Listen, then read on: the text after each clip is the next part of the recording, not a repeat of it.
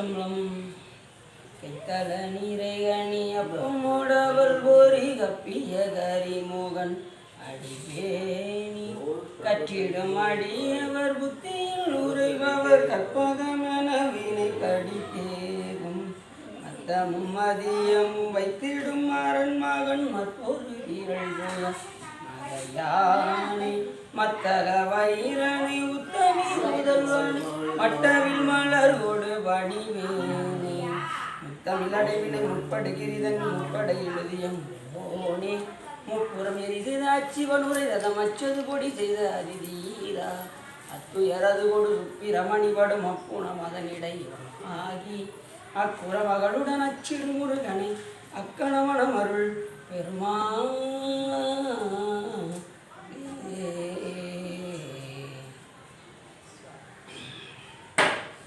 எந்தாயும் என கருள் தந்தையும் நீ சிந்தா குலமானவு தீர்த்தனையாள் கந்தா கதிவேலவனே உமையாள் மைந்தா குமரா மறைநாயகனே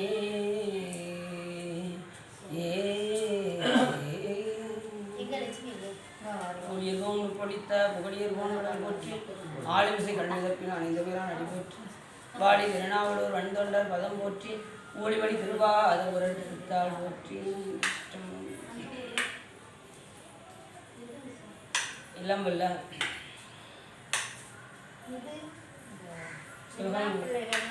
கேட்டாங்கல்ல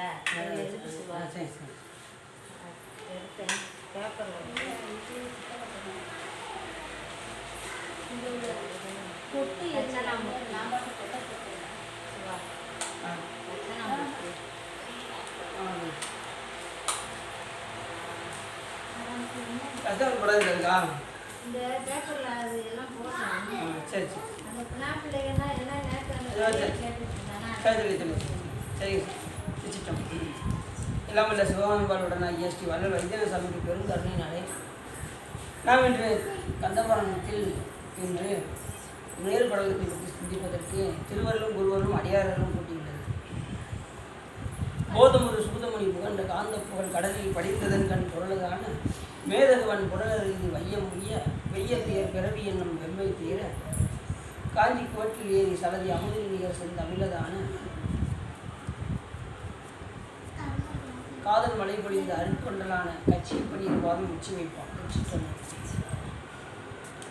நாம் இப்பொழுது முருகப்பெருமானை பற்றி சிந்தித்திருக்கிறோம் செல்வோம். அதன் அடிப்படையில் நாம் இன்று அரியநாத பெருமான் கூறுகின்றார் அனுபூதியில்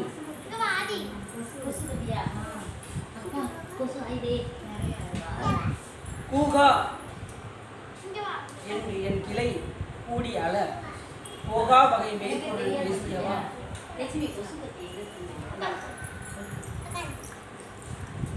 நாகாச்சல வேலவ நாலு கவி யாகாசுர லோக சிகாமணியே என்று இந்த அருமையாக பாடுகின்றார் நமது அன்னை. என்ன கூறுகின்றார் என்று சொன்னால் கூகா என்று என் கிளை கூடி அல என்று சொல்லும்போது இறக்கும் தருவாயில் நமது சுற்றோர்கள் எல்லாம் சுற்றத்தார்கள் எல்லாம் கூடி அழுவார்கள்.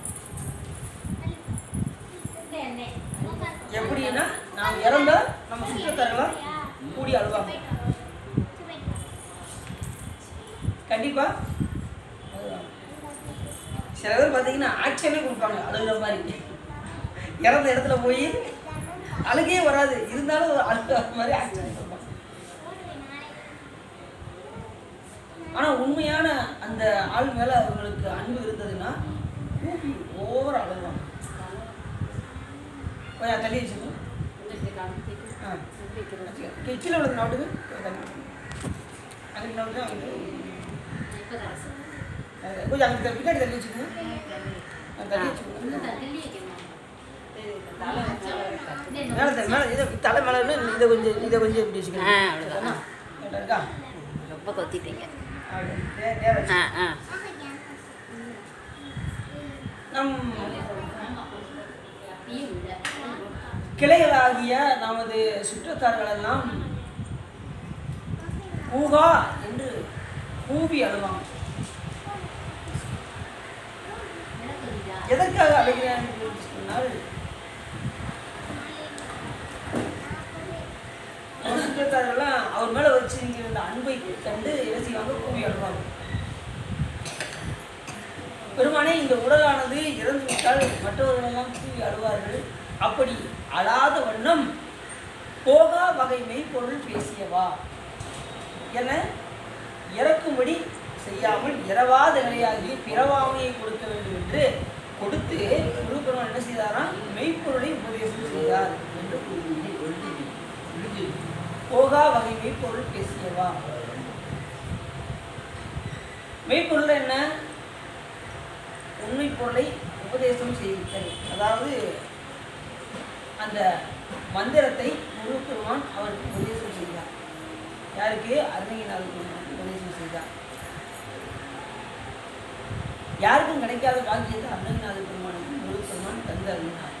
புகா என்கிற கிளை கூடியால போகா வகை மெய்ப்பொருள் பேசியவா. அப்படிப்பட்ட பெருமான் யார் என்று சொன்னால், நாகாஜல வேளவ 4 கவி. ரொம்ப பத்தியெல்லாம் பொறுத்து 10 இல்லை சுபா. நாகாஜல வேளவ 4 கவி. நாகாஜலம் என்பது இந்த இடத்துல எதை குறிக்கும்? திருச்செங்கோடு. திருச்செங்கோடு கேள்விப்பட்டீங்களா? போயிருக்கீங்களா? அந்த தலத்தை சொல்றாரு. அந்த தலத்தில் அர்த்தநாரீஸ்வரரை சொல்லுவான்னு விளங்குறாரு. அது திருச்செங்கோடு. அங்கே அர்த்தநாரீஸ்வரர் இருப்பார். அங்கே முருகப்பெருமான் மிக அருமையாக காட்சி இருப்பார். அங்கே உள்ள முருகப்பெருமானையும் சாமியையும் போற்றி பதியத்தில் பாடியிருக்கிறார். நாகாஜல 4 கவி. கவியை பாட வைப்பது யார் என்று சொன்னால் சிவபெருமான் தான் பாட வைக்க முடியும். 4 கவி அப்படின்னா அது அந்த 4 கவி என்ன அப்படின்னா, ஆசு கவி, மதுர கவி, சித்திர கவி, உத்தார கவி என்கின்ற 4 வகை கவி. ஆசு கவி என்பது என்ன அப்படின்னா, கொடுத்த பொருளை வைத்து பாடுவது. அதுக்கு ஆசு கவி என்று பெயர். மதுர கவி என்பது இனிய சொற்களால் இயம்பி பாடுவது,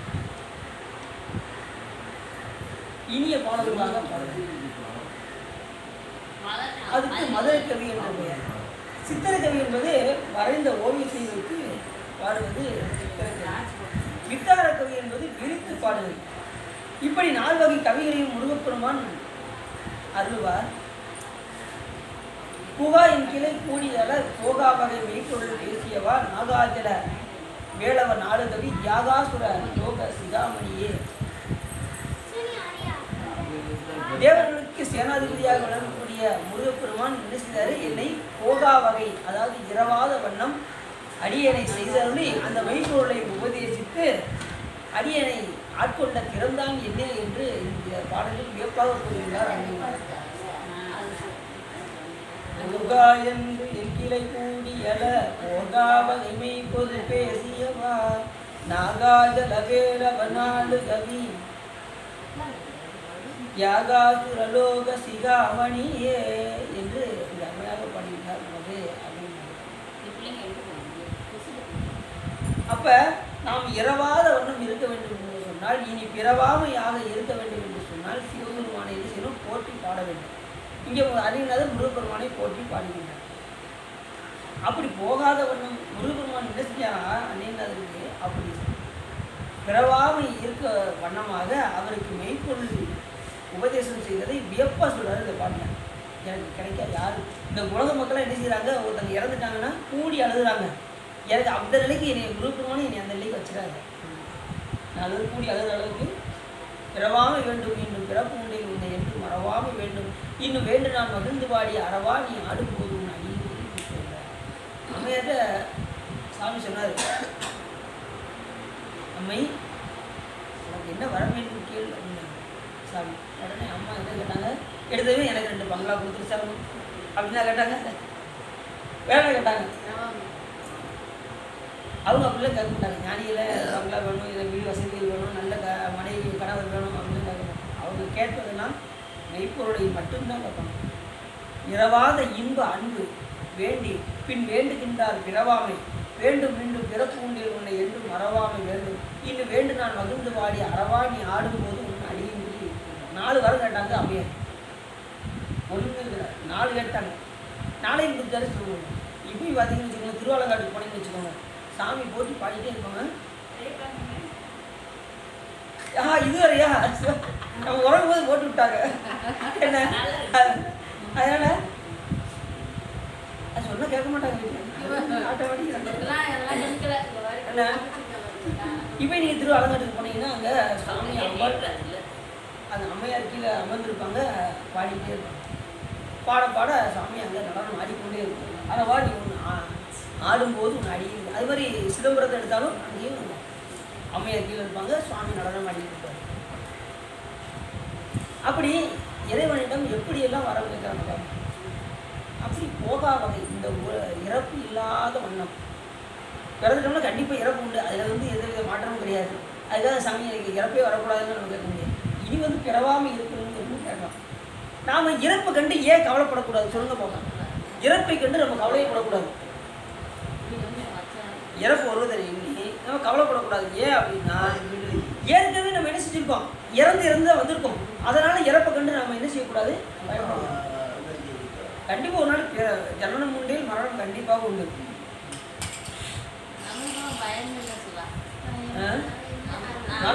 எப்போ கூப்பிட்டாலும் நான் ரெடியாக இருக்கேங்க, சாமி எப்போ அழைக்காருன்னு நான் ரெடியாக இருக்கேன் அப்படின்னு நம்ம நினைப்போம். என்ன சாமி எந்த நிலையும் நம்ம கூப்பிட்டு நம்ம தயாராகணும். மரணத்தை கண்டு பயப்படும் எந்த நிலையும் துணிஞ்சு ரெடியாக இருக்கணும். அப்படிப்பட்ட நிலை இருக்கும்போது தான் நம்மளால் என்ன செய்ய முடியும், எதையும் நம்ம தாங்கக்கூடிய சக்தி நமக்கு கிடைக்கும். ரெண்டாவது வழிபாடு நம்மளை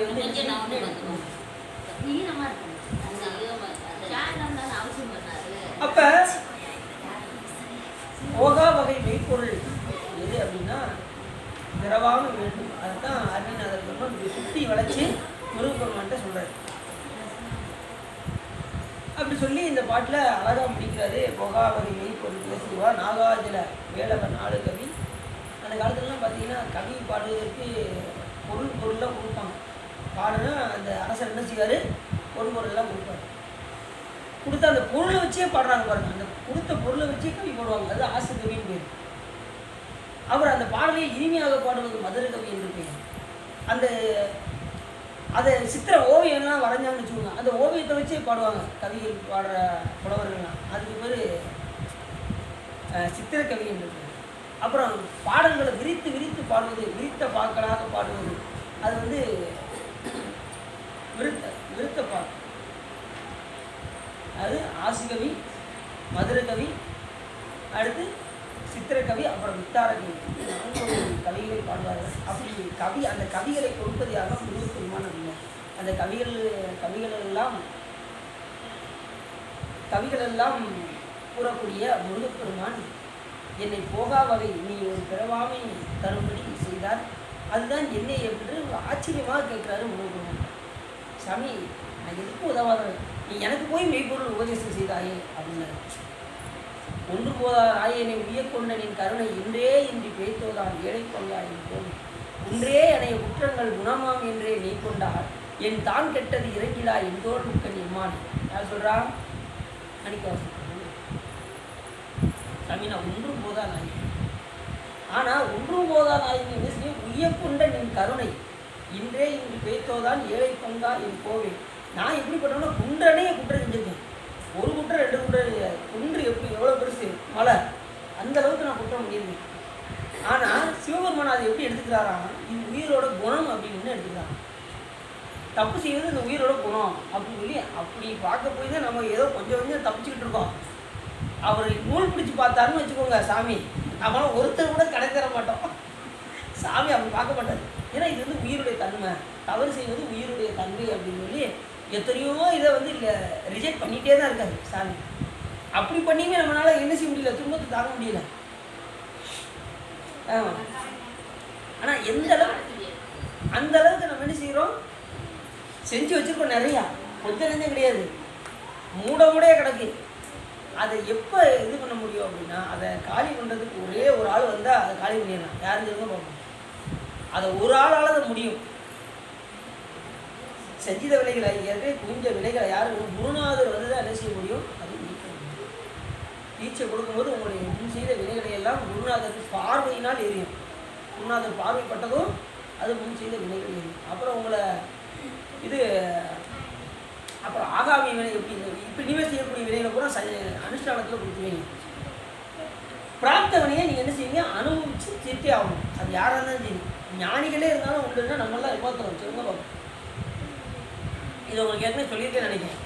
ஒரு அரிசி கடையில் போய் அரிசி வாங்குகிறோம், சொல்லியிருக்கேன்.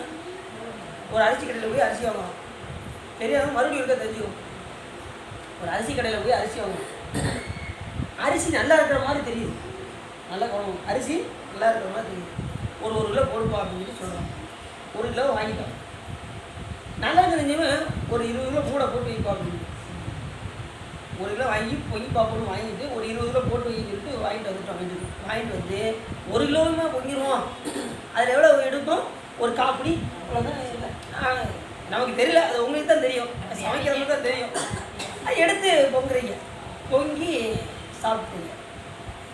அந்த காப்பி அரிசி எடுத்து சாப்பிடுங்க. சாப்பிடவும் அப்படியே ஒரு மாதிரி வயிற்ற போட்டு பரட்டுது. இப்போ நீங்கள் என்ன செய்வீங்க?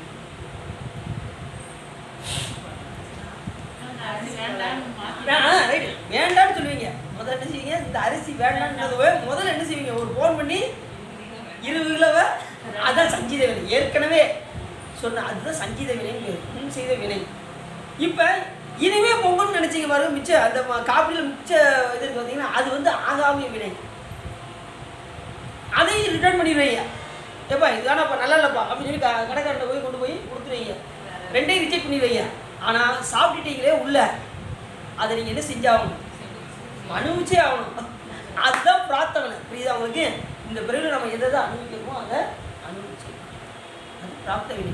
அதனால தான் பட்டினத்தாரே என்ன செஞ்சிருச்சு, திருடன்கிற பட்டம் திருத்தி கழுகு மரத்துக்கு முன்னாடி ஒன்று நிப்பாட்டிடுச்சு வேணாம். அதுவும் அவர் ஒன்றும் நினைக்கல, எல்லாம் சிவபெருமான் திருவருன்னாரு. என் செயலாவது யாதும் ஒன்றும் இல்லை, இனி தெய்வமே நின் செயலே என்று உணரப் பெற்றேன். இந்த ஊனெடுத்த பின் செய்த தீவினை யாதும் ஒன்றும் இல்லை, பிறப்பதற்கு முன் செய்த தீவினையோ இங்கனே வந்து உண்டதுவே அப்படின்னாரு. கழுகு மரம் பற்றி எரிஞ்சது. கழுகு மரத்தில் கொண்டு வந்து நிப்பாட்டினாங்க, திருடன் சொல்லி கொண்டு வந்து நிப்பாட்டிட்டாங்க. இவர் அவன் இந்த பிறகு நான் தப்பு செய்யதான் தெரியல, முன் செய்த வினையின் காரணமாக இப்போ வந்து நிற்கி எல்லாம் உன் செயல்னாரு. என் செயலாவது யாதொன்றும் இல்லை, இனி நின் செயலே என்று உணரப்பெற்றேன்னாரு.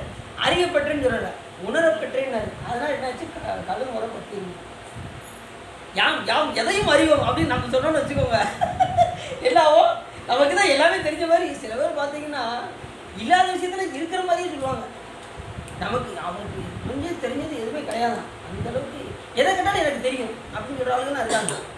கடைசி அங்கே போய் விசாரிச்சு பார்த்தா அப்படி ஒரு ஆளை எனக்கு தெரியாதுப்பாங்க. எனக்கு அவரை போய் கேட்டு பாருங்க, என் போனை பற்றி அங்கே போய் கேட்டு பாருங்க. அப்படி ஒரு ஆள்கிட்ட போய் கேட்டே பார்த்துட்டேன், அப்படி ஒரு ஆளை எனக்கு தெரியாது அப்படின்ட்டு. அப்படி பில்டப் பண்ணுற ஆளுகள் நிறைய இருக்காங்க. நானே புரியும் ஒன்றும் கிடையாது. கடைசி கெட்ட பேர் ஆனதான் மிச்சம். அப்படி ஆனோம்னா சரி, அப்படி எல்லாமே நம்ம என்ன செய்ய வேண்டும், இறைவனை நாட வேண்டும் என்று அறிஞர் பெருமான் என்ன செய்கிறாரு, எனக்கு சிவபெருமான் முருகப்பெருமான் அடியனுக்கு உபதேசம் செய்த அரிய பிறந்தான் இல்லை என்று வியப்பாக கூறுகிறார். சரி, இப்போ நம்ம புராணத்தில் போயிடலாமா?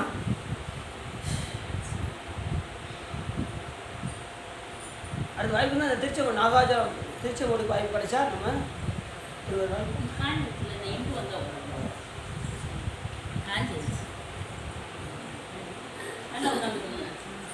இப்பொழுது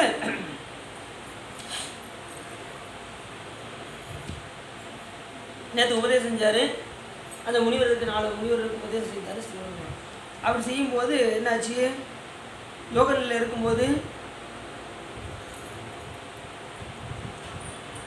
எல்லாருமே யோக நிலையில் இருக்கும்போது எல்லாமே காம இச்சையிலிருந்து யாரும் கூட முடியாமல் இருந்தாங்க, இன்பம் பெற முடியாத நிலையில் இருந்தாங்க. அப்போ மன்மதனை மட்டும் உள்ளே விடு அப்படின்னாரு சாமி. அதுக்கப்புறம் என்ன ஆச்சு அப்படின்னா,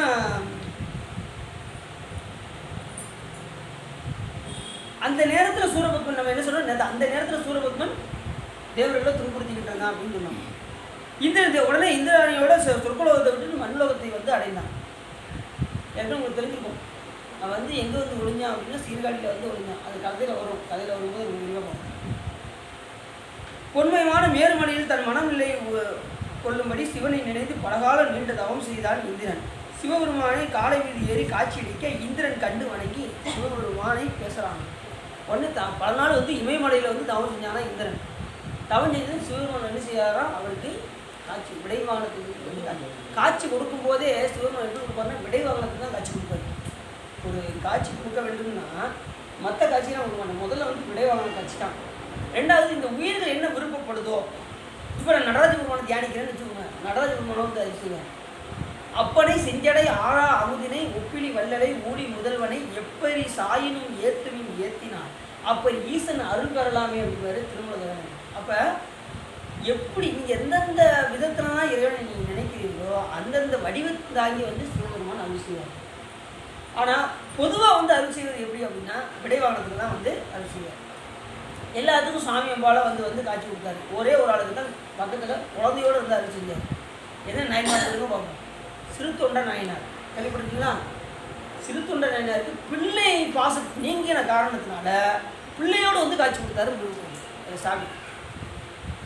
சுவாமி அம்பாள் நடுவில் சீராளா, பிள்ளை பேர் சீராளா. 5 வயசு தான் இருக்கணும் அந்த பிள்ளைக்கு. சிவபெருமான் வந்து கேட்டார். நல்லா அந்த வெளிநாட்டு சைவர் அப்படி மண்டையோடு தான் அணிஞ்சிக்கிட்டு வடநாட்டு சைவராக வந்தார் சாமி. வந்து வரவும் அந்த அம்மா அன்னைக்கு அடியாருக்கு உணவு படைக்கலன்னா அன்னைக்கு அவர் என்ன செஞ்சுவார், உயிரை மாய்த்து கொள்வார். அப்படி இருந்தார், உரைப்பாக இருந்தார். இவர் அடியாரை தேடி போயிட்டார். இந்த அம்மா அடியாரை எதிர்பார்த்து காத்துக்கிட்டு இருக்காங்க. ஏதாவது ஒரு அடியாரை வரமாட்டாங்களோ காத்துக்கிட்டு இருக்காங்க. உடனே சாமி வந்தார். அந்த நேரத்தில் வந்தார். வந்ததும் வீட்டில் யாருன்னாரு. வீட்டில் அடியார் இருக்கேன் சாமி, என்னுடைய கணவர் வந்து அடியாரை தேடி போயிருக்காரு, உள்ளே வாங்க வீட்டுக்கு வாங்க அப்படின்னு சொல்லி கொடுத்தாரு. சிவபெருமான் முழுவதும் உள்ளே போயிருப்பாரா? போக மாட்டார். கணவர் இல்லாத வீட்டுக்கு எந்த ஒரு ஆண்மகனும் போகக்கூடாது என்பதை சிவபெருமான் ஏற்கனவே ஊரில் சொல்லி வச்சுருக்காரு. அதனால் உன் கணவர் வந்தது நான் ஊர் எல்லையில் இருக்கேன், வந்து கூப்பிடுவாங்க அப்படின்னு போயிட்டார் சாமி. உடனே இவர் இப்போ அடியாரை தேடி போயிட்டு அப்படியே வராரு. அடியார் ஒன்றும் கிடைக்கலன்ட்டு அப்படியே வராரு. அங்கே தன்னுடைய மனைவி வந்து முகமலர்ச்சியோடு இருக்காங்க. இப்போ நம்மளும் என்ன நினைப்போம், ஒரு அடியார் கிடைக்கல, இன்னைக்கு நம்ம சாக போகிறோன்னு தெரிஞ்சுக்கிட்டே இவன் சிரிச்சுக்கிட்டு இருக்கா, அப்படி தான் நம்ம நினைப்போம். அப்படிதான் நினைப்போம். ஆனால் அவர் நினைச்சாரு ஏதோ ஒரு அடியாரை, அதனால தான் முகமலர்ச்சியோடு இருக்காங்கன்னு சொல்லி அப்படியே வந்து என்ன ஆச்சு அப்படின்னா ஒரே ஒரு அடியார் இருக்காங்க, இவங்க இல்லையில் இருக்காங்க, போய் அழைச்சிட்டு வாங்க, நான் உணவு பரிவாரேன் அப்படின்னு சொல்லி ரெடி பண்ண போகிறாங்க. உடனே அந்த அடியாரை கூப்பிட்டு வராங்க. சிவபெருமான் தான் அடியாராக வந்தது.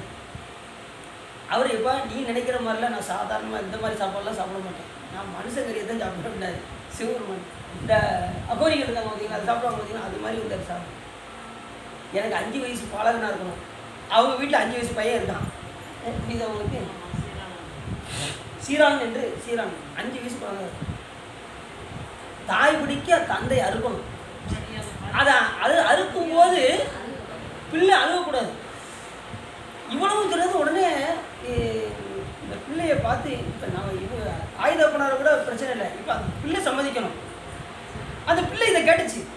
கேட்டு இப்போ எப்படி இந்த உடம்பு வந்து ஒரு காக்காவோ ஏதோ வந்து கொத்தி சாப்பிட போகுது, ஒரு அடியாருக்கு பயன்படுத்துமே அப்படின்னு சொல்லிச்சு அந்த பிள்ளை. அதுக்குரிய பக்குவத்தை பாருங்க, அதுக்குரிய பக்குவம். இந்த கதையில் பார்த்தீங்கன்னா எல்லாருமே பரிபக்குவமாக இருப்பாங்க, வேலைக்காரி முதற்கொண்டு. உடனே என்னாச்சு, தாய் பிடிக்க தந்தை அறுக்க அந்த குழந்தை அழகாமல் இருந்துச்சு. உடனே இந்த சமைச்சு வச்சது யாருன்னா வேலைக்காரி சமைச்சு வேலைக்காரி சமைச்சு வச்சாங்க. சமைச்சு வச்சுருக்கும்போது இவன் என்ன நினைப்பா, மண்டைக்கறி இல்லாமல் கேட்க போகிறாரு அப்படின்னு சொல்லி ஒதுக்கி வச்சுக்கோன்னு ஒதுக்கிப்பான். ஆனால் இந்த வேலைக்காரி ரொம்ப விவரமானவன். இந்த சாமியார் இவ்வளோ கேட்காரு, இது கண்டிப்பாக கேட்பான்னு சொல்லி தனியாக எடுத்து வச்சுருந்தாங்க. அந்த வேலைக்காரி ரொம்ப புத்திசாலி. உடனே சாமி வந்தார், உட்காந்தாரு, எல்லாம் இப்படி பிடிச்சி பார்த்தாரு, மண்டை எங்கன்னு கேட்டார். உடனே இந்த அம்மா பதறினாங்க, நான் போட்டு கீழே குறைச்சி விட்டேனே அப்படின்னு பதறினாங்க. உடனே வேலைக்காரி கூப்பிட்டு கேட்டாங்க, என்ன மாதிரி இந்த சாமி இப்படிலாம் தெளிவாக செய்வார்னு எனக்கு தெரியும், அதனால் அந்த பையன் வச்சுருக்கேன் அப்படின்னு சொல்லி அந்த அம்மா எடுத்து கொண்டு வந்து வச்சாங்க. உடனே எடுத்து வச்சுட்டதும் உன் பிள்ளை ஒருத்தர் இருப்பார்ல, உன் பிள்ளை பேர் என்ன பேர்? சீராளனா, போய் கூப்பிட்டு வா அப்படின்னு சாமி. இப்போ சீராளன் தான் என்னதான் இருக்கா, உணவாக இங்கே இருக்கான், உன் பிள்ளையை போய் கூப்பிட்டு வா அப்படின்னு. உடனே இவங்களுக்கு இல்லை சாமி இப்போது உங்களுக்கு உதவான், இப்போது இந்த பையன் உதவான் அப்படின்றது இல்லை இல்லை அதெல்லாம் உதவுவான், போய் கூப்பிடுங்க அப்படிங்கிறார் சாமி. உடனே அந்த பிள்ளையை போய் வாசல் வழியா சீராளா என்று அழைப்பார்கள். உடனே காலையில் எப்படி போனோமோ அதே போல் அந்த பையன் கொடுத்துருங்க. அதுதான் பார்வதி பதையே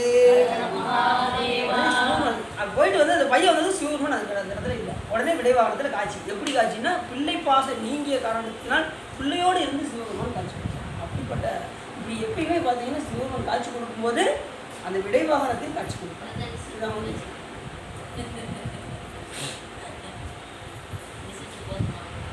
யார் யார் எந்தெந்த நிலையிலிருந்து இருக்கிறார்களோ அந்த நிலைக்கு தகுந்தவாறு வந்து சிவபெருமான் அடிக்கிறார். அப்பனை செஞ்சடை ஆறாம் அமுதினை ஒப்பிலி வல்லடை ஊழி முதல்வனை எப்படி சாயினும் ஏற்றுமின் ஏற்றினால் அப்படி ஈசன் அருள் பெறலாமே. நீ எந்த நிலை வடிவத்தில் நினைத்தாலும் அந்த வடிவம் தாங்கி சிவபெருமான் வந்து அரிசி. இப்போ கோயிலுக்கு வர முடியாது, பெண்களாக ஒரு 3 நாள் தீர்ப்பில் வர முடியாது சொல்லணும். அப்போ நீங்கள் என்ன செய்வீங்க? வீட்டில் இருந்து அப்பாட 3 நாளைக்கு போக வேண்டியது என்ஜாய் பண்ணலாம் அப்படின்னா இருப்பீங்க. வீட்டில் அப்படி இருப்பீங்களா?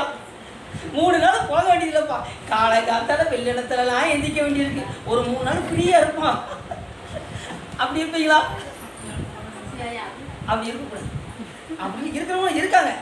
பொதுவாக சொல்கிறேன், பொதுவான பெண்கள் வந்து என்ன செய்வாங்கன்னா அப்பான ஒரு 3 நாளைக்கு போக வேண்டியதில்லை அப்படின்னு நினைக்கிறவங்களும் இருக்காங்க. உண்மை பக்தர் என்ன செய்வாங்க, ஆகா அந்த 3 நாள் சாமி விட்டு வெளியே மனது வருகின்றதே அப்படின்னு அங்கேருந்து நினைப்பாங்க. எங்கள் வீட்டில் இருந்து சாமி நேரம் பூஜை நடந்துக்கிட்டு இருக்கும், மணி 6 to 7 6 மணிக்கு நேரம் பூஜை நடந்துக்கிட்டு இருக்கும், நேரம் நைவேத்தியம் பண்ணிக்கிட்டு இருப்பாங்க. இப்படி சிந்தனை கூட வீட்டில் இருந்துட்டு என்ன செய்வோம், அந்த சிந்தனை ஓடிக்கிட்டே இருக்கும். அப்படி உள்ளவங்களுக்கு சிவபெருமான் முழு பலனை கொடுத்துருவார். இங்கே நடக்கக்கூடிய நிகழ்ச்சியை நீங்கள் வீட்டில் இருந்து நினைத்தாலும் எங்கே உன் அடியான் உன்னை நினைந்தால் அங்கே வந்து அருள் புரியும். சிவபெருமான் அங்கேயே வந்து என்ன செஞ்சுருவாரு, அந்த அருளை வழங்கி விடுவார். அதுக்காக போக வாய்ப்பு கிடைச்சி நம்ம போகாமல் வந்தால் அது நம்மளுடைய குற்றம். ஆனால் வாய்ப்பு கிடைக்கும் போது என்ன செஞ்சிடும், வந்து இங்கே வந்து வழிபாடு. சரிதானா? சரி, அப்படி விடைவாகனத்துக்கு வந்து சிவபெருமான் என்ன செய்வார், காட்சி கொடுப்பார். அப்படி இந்திரனுக்கு வந்து சிவபெருமான் என்ன செஞ்சார், வந்து காட்சி கொடுத்தாரு. அப்படி காட்சி கொடுத்து இந்திரனே அளவில்லாத காலம் வருந்தி தவம் செய்த வழிகுன்ற பெற்றாய், உனக்கு என்ன வர வேண்டும் என்று சிவபெருமான் கேட்டார். யார்கிட்ட? இந்திரன் வந்து கேட்டார். உடனே சொல்ல முடியாத பாவங்களுடைய சூரபத்மன் எம்மை துன்புறுத்தி என் மகனையும் பிறரையும் வருந்தி தனது மகேந்திரபுரியில் சிறை வைத்தான், எம் தேவலோகத்தையும் அழித்து எம்மை ஆதரிக்க வேண்டும் என்று இந்திரன் கேட்டான். சாமி, சூரபத்மனுடைய துன்பம் தாங்க முடியல, எம்மையும் என்னுடைய மகன் ஜெயந்தனையும் சிறையில் வச்சு தேவர்கள் எல்லாம் துன்புறுத்தி கொண்டு இருக்கின்றான்னு சொல்லி என்ன செய்யறாரு, சுவாமி கிட்ட மெய்மையது அகன்ற தக்கன் வேள்வியில் சிவபெருமான் சொன்னாரு. இது எதனால தெரியுமா அப்படின்னு சொல்லி இந்திரன்ட்ட சொல்றாரு. ஏன் நீங்க துன்பப்படுறீங்க தெரியுமா? மெய்மையது அகன்ற தக்கன் வேள்வியில் இருந்த பாவம். வேள்வியில் போய் கலந்துட்டாங்களா தக்கனுடைய வேள்வியில்? அங்கே யாரை ஒருத்து செஞ்சாங்க அந்த வேள்வியை? சிவபெருமான ஒருத்து அந்த வேள்வியை போய் செய்த காரணத்தினால் அது பாவம், அது சிவபாவங்களுடைய சிவ அபராதமாக மாறியது. இது அவனுக்கு சிவபெருமானை நிந்தனை செய்தால் அதற்கு என்ன இதுன்னா சிவ அபராதம் என்று பெயர்.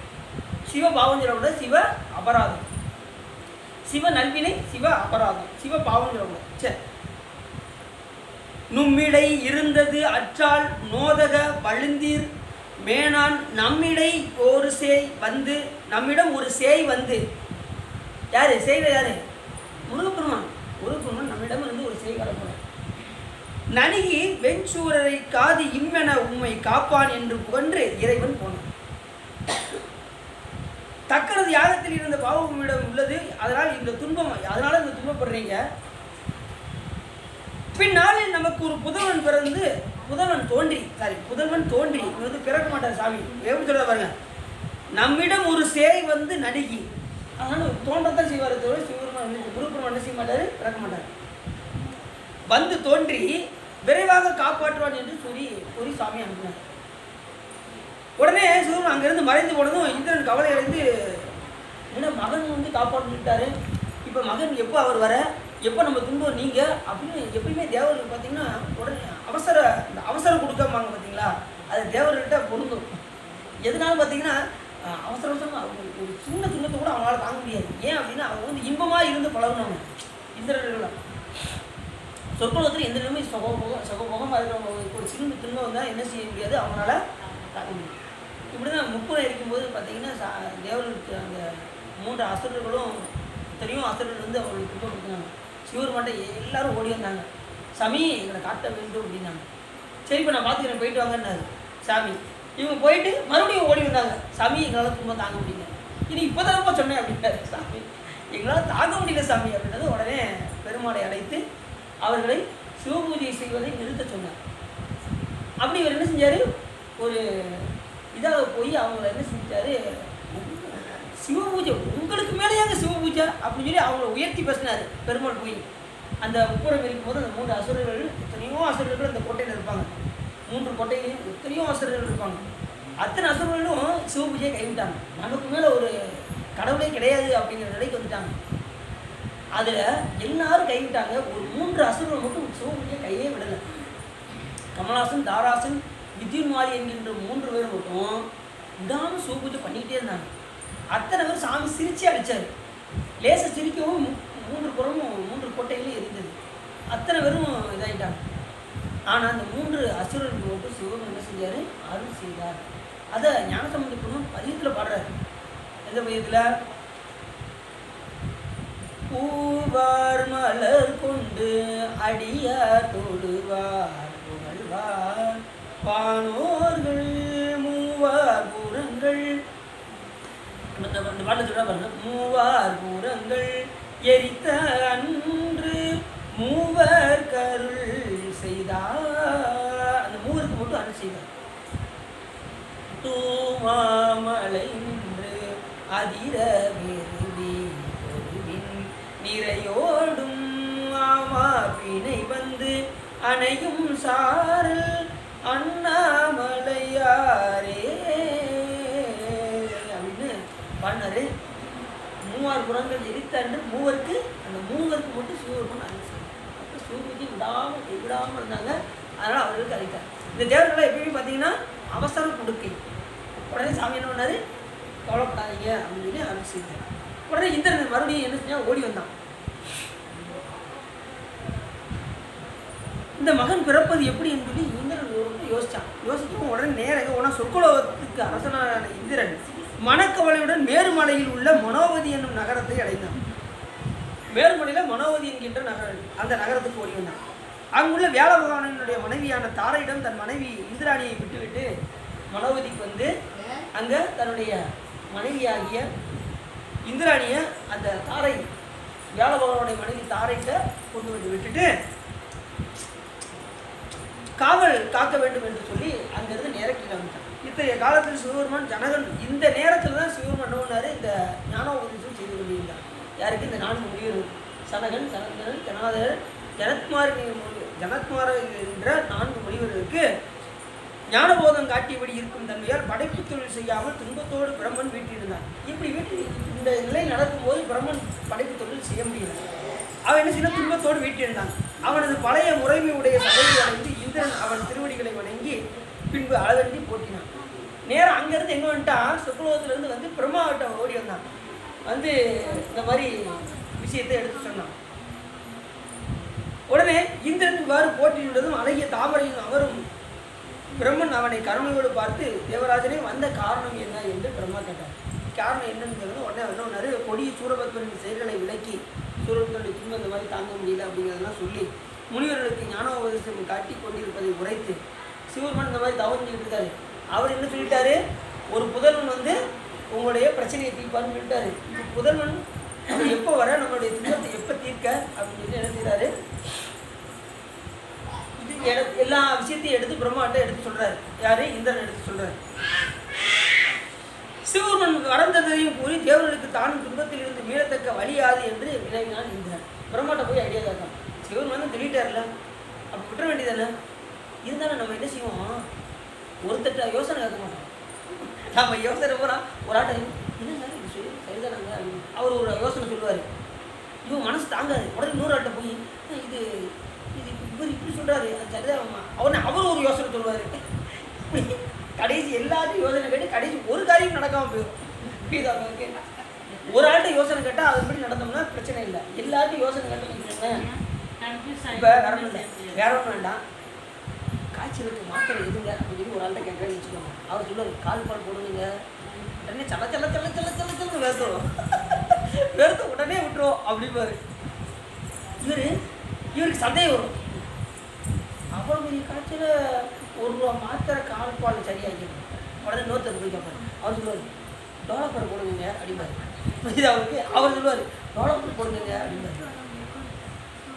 எவ்வளோ ரூபா? அது ₹2. ₹1 மாத்திரை அவர் சரியாகுறாரு, இவர் ₹2 மாத்திரை சரி பண்ணுங்கிறாரு. இன்னொருத்தர் போய் இருக்காரு, நீ பேசாமல் ஆஸ்பத்திரிக்கு போயிரு, பேசாமல் போய் ஊசியை போடு, அப்புறம் தான் காய்ச்சல் நிற்கும்.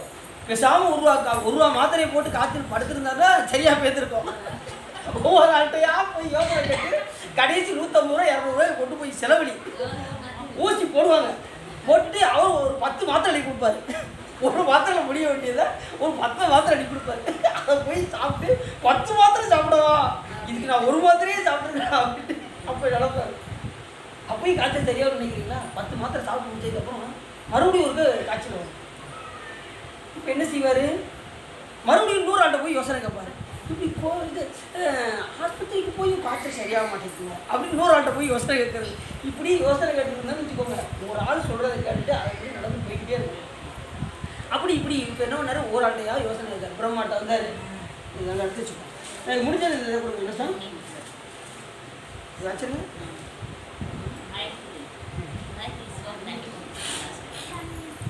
பிரம்மாட்ட போய் யோசனை கேட்டார். உடனே அவர் என்ன பண்ணார்? எல்லாருக்கும் முதல்வனாகிய சிவன் பொருந்திய கருணை உடைய சிவபெருமான் எப்படி வேணும்? கருணை உடையவர், கருணைமா கடல். சிவபெருமான் ஒருத்தர் தான் எல்லா உயிர்கள் மீது இரக்கம் கொண்ட பெருமான். மற்றவர்கள் கூட தண்டிக்க வேண்டும் என்கின்ற என்ன இருக்கும்? சிவபெருமான் போட்டு தண்டிக்குங்கிற எண்ணமே இருக்காது. உயிர்களை பார்த்தா எப்போதுமே கருணை தான் அவங்க வரும். நீ ரொம்ப தப்பு செஞ்சிருக்க, அவனை நான் தண்டிக்க போகிறேன் பாரு அப்படின்னு சொல்லி சிவபெருமான் என்ன செய்ய மாட்டார்? தண்டிக்க மாட்டார். ஆனால் எல்லாரும் இந்த உலகத்தில் என்ன செய்கிறாங்க? சிவபெருமான்னா பயப்படுறாங்க. அவர் அழிச்சிருவாங்க, சிவபெருமான் அழிச்சிருவாராம். இந்த உலகத்தில் ரொம்ப அப்படிதான் நினச்சிருக்காங்க சிவபெருமான. அவர் அழிக்கக்கூடிய கடவுள், அவர் கருணை செய்யக்கூடிய கடவுள். அப்படி கருணாமூர்த்தியாக திகழக்கூடிய பெருமானை பிரம்மா எடுத்து சொல்றார். எல்லாருக்கும் முதல்வராக திகழக்கூடிய சிவபெருமான் அவன் எப்படிப்பட்டனா கருணை புரிபவன், முறைப்படி செயல் புரிபவன், நம்மை அடிமை கொள்ளும் எண்ணத்துடனே கைலையில் யோகி போல வீட்டிருக்கிறார். நம்மளெல்லாம் உயிர்ப்பதற்காக தான் சிவபெருமான் என்ன பண்ணுறாரு? கைலாய மலையில் யோகத்தில் வீட்டிருக்கின்றார் என்று வேதத்தை எடுத்துக்கிறார். உடனே சிவபெருமானுக்கு மேலே ஒரு தெய்வம் இருக்கா. நாங்கள் ஒரு வட்டம் என்ன செஞ்சோம்? நானும் அப்புறமா விஷ்ணுவும் அடிமொழி தேடி போனோம் அப்படின்னு சொல்லி அந்த கதையை எப்படி சொல்கிறார். என்னதான்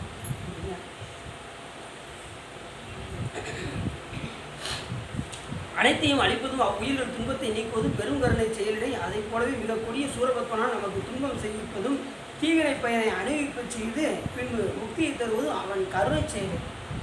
எழுதுறாரு. படர்மதி மிளைச்சும் சென்னி பகவனார் உயிர்கள் எல்லாம் எல்லா உயிர்களை அழிப்பதும் அந்த உயிருக்கு துன்பத்தை நீக்குவதும் யாருடைய செயல் அப்படின்னா சிவபெருமானுடைய செயல். எதுக்காக சாமி அந்த துன்பத்தை கொடுத்தாரு அப்படின்னா அது செய்த வினையை எடுத்து சிவபெருமான் செய்கிறாரு, அந்த உயிர்களுக்கு கூட்டம் தான் செய்கிறாரே தவிர சிவபெருமானா பார்த்து ஒரு துன்பத்தை கொடுக்கறது இல்லையா. இந்த துன்பத்தெல்லாம் யார் எடுத்துக்கிட்டா? நாமளே எடுத்துக்கிட்டோம். இப்போ நமக்கு ஒரு துன்பம் வருதுன்னு வச்சுக்கோங்க, சிவபெருமான் நமக்கு அந்த துன்பத்தை கொடுத்தாரு, நாம் செய்த வினையிலிருந்து எடுத்து ஊட்டுறாரு. எதுக்காக ஊட்டுறாரு அதுவும் அப்படின்னா நாம் பக்குவம் அடைவதற்காக எடுத்து ஊட்டுறாரே தவிர நல்லா கனவு. இப்போ எனக்கு ஒரு துன்பம் வருதுன்னு வச்சுக்கோங்க, அப்போ தான் நான் உணர்வேன் இந்த செயலை என்ன செய்யக்கூடாது அப்படின்னு உணர்வேன். இல்லை அது வரைக்கும் நான் என்ன செய்வேன்? தவிர செஞ்சுக்கிட்டே இருக்கும். அப்போ ஏதாவது ஒரு சின்ன தண்டனை கிடைக்கும் போது என்ன ஆகும்? அப்போ அதுலேருந்து நம்ம மீள வேண்டும் என்ற விருப்பம். அப்போ சாமி அதை கொடுத்து என்ன செய்கிறாரு? அது நம்மக்கிட்ட இருக்கக்கூடிய வினையை எடுத்து நம்ம கொடுத்து அது மூலியமாக நம்மளை என்ன செய்கிறாரு? பக்குவப்படுத்துகின்றார். பக்குவப்பட என்ன ஆகும்? அடித்து அக்காரம் தீட்டி அற்புதம் அறியேனே இந்த மாணிக்கா சொல்லுங்க. நம்மளை அப்படி கொடுக்கதான் நம்ம என்ன செய்வோம்? ஒழுங்கா வழிபாடு செய்வோம். டீச்சர் அடிக்க தான் மாணவன் என்ன செய்வான்? நல்லா படிப்பான். அது மாதிரி நம்ம துன்பம் வர வர வர என்னாகும், நம்ம அதிகமாக பக்குவப்படும். சாமி இப்படி துன்பத்தை கொடுத்துட்டியா சாமி அப்படின்னு போய் சாமிகிட்ட போய் என்ன செய்யக்கூடாது, கொண்டாடக்கூடாது. சாமி எதுவுமே நமக்கு ஒரு கணக்கு வச்சுருக்காரு. இந்த உயிரை இந்த வழியில் போனால் தான் இந்த உயிரை பக்குவப்படுத்த முடியும்னு சொல்லி ஒவ்வொரு உயிருக்கு தகுந்தவாறு யான் எனது என்று அவரவரை குத்தாட்டு வானாகி நின்றாயி என்று சொல்லி வாழ்த்துவனே அப்படிவாரு மாணிக்கம். அந்தந்த உயிருக்கு தகுந்த மாதிரி ஆணவ மலத்தை அந்தந்த வழியில் போய் சிவன் என்ன பண்ணுறாரு, அதை நீக்கணும். அப்படி தீவிரை பயனை அனுபவிக்க செய்து பின்பு முக்தியை தருவது, கடைசி முக்தி பெற்றையும் அளிப்பது யார் அப்படின்னா சிவபெருமான். அவருடைய கருணை செய்கிறே. இதெல்லாம் எதுக்காக சாமி செய்கிறாருன்னா அவருடைய கருணையின் காரணமாக செய்கின்றார். கருணையை தவிர சிவபெருமானுக்கு வேற ஒன்று. பெற்றிடும் குறவரானோர் பிள்ளைகள் தம்பால் நோய் என்று உற்றிடு பிறரை கொண்டும் உறுதியர் செய்து தீர்ப்பார். மற்றவர் தம்பால் அன்போடு அவன்கனோ அதுபோல் நம்பால் பற்றிய பாவங்கள் தீர்ப்பான் பரமனும் இவைகள் செய்தார். பெற்றதாய் தந்தையர்கள்னா தன் குழந்தையிடம் ஒரு நோய் ஏற்பட்டுச்சுன்னு வச்சுக்கோங்க, நல்ல கவனமாக. பிள்ளைக்கு ஒரு நோய் வந்துருச்சு, உடனே என்ன செய்வாங்க,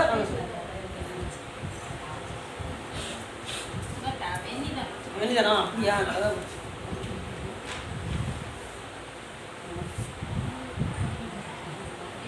மூடி கலந்துச்சு என்ன எல்லாம் கவனிங்க. இப்போ பெற்ற குழந்தைக்கு நோய் ஏற்பட்டுச்சுன்னா அந்த தாய் எங்கே கூப்பிட்டு போவாங்க, பார்த்து கரெக்டாக சொல்லிட்டாங்களே டாக்டர் தான் கூப்பிட்டு போவாங்க. இது என்ன இருக்கு விஷயம், நல்ல பதில். நோய் ஏற்பட்டுச்சு இல்லை, சரியான பதில் தான், சரியான பதில் தான். டாக்டர்கிட்ட கூப்பிட்டு போவாங்க. டாக்டர் என்ன செய்வாங்க, அதுக்கு என்ன செய்வாங்க, ஊசி போடுவாங்க. அதை மறந்துடக்கூடாது. ஊசி குத்துறதும் அந்த தாய் பதறுவாங்களா, ஐயோ நம்ம பிள்ளைய ஊசி வச்சு குத்துறாங்களே அப்படின்னு பயப்படுவாங்களா? நோய் சரியாகட்டும் தான் நினைப்பாங்களே ஒழிய ஊசி குத்துவாங்கன்னு பயப்பட மாட்டாங்க. அதுபோல சொல்றாரு, பெற்ற தாய் தந்தையர்கள் தன் குழந்தையிடம் ஒரு நோய் ஏற்பட்டால் மருத்துவர் முதலிய பிறர் மூலம் மிகுந்த துன்பம் செய்தும் அந்த நோயை தீர்ப்பார்கள். அந்த மருத்துவர்கள் துன்பம் செய்வாங்க, ஆனால் நோயை நீக்கிடுவாங்க. அதுபோல் குழந்தையிடம் கொண்ட இது எதனாலன்னா அந்த குழந்தையின் மேலே உள்ள அன்பின் காரணமாக, வெறுப்பின் காரணமாக இல்லை. நல்லா தெரிஞ்சுக்கோங்க. இவன் அடங்க மாட்டேங்கிறான், இவனை பேசாமல் ஆஸ்பத்திரியில் கொண்டு போய் செய்து ஊசியை நறுக்குன்னு குத்தாமல் விடக்கூடாது அப்படின்னு நினைப்பாளா தாய்? அப்படியே நினைப்பா தாய் என்ன நினைப்பா தாய் நோய் சரியாகட்டும் அப்படின்னு நினைப்பா. ஏன்னா அந்த பிள்ளையின் மேலே கொண்ட பற்றின் காரணமாக அன்பின் தான். அதைத்தான் சிவபெருமான் செய்தார். இந்த பிறவி நோய் என்கின்ற நோய் நம்மக்கிட்ட இருக்கு. இது என்ன செய்யணும், இந்த நல்வினையும் தீவினையும் கொடுத்து சிவபெருமான் என்ன பண்ணுறாரு, நம்மக்கிட்ட இருந்து அதை நீக்கிறார். புரிஞ்சிச்சா? ஆபத்தில் ஊசி குத்துனா அது கழிக்கத்தான் செய்யும், ஆனால் நோய் நீக்கிருமே.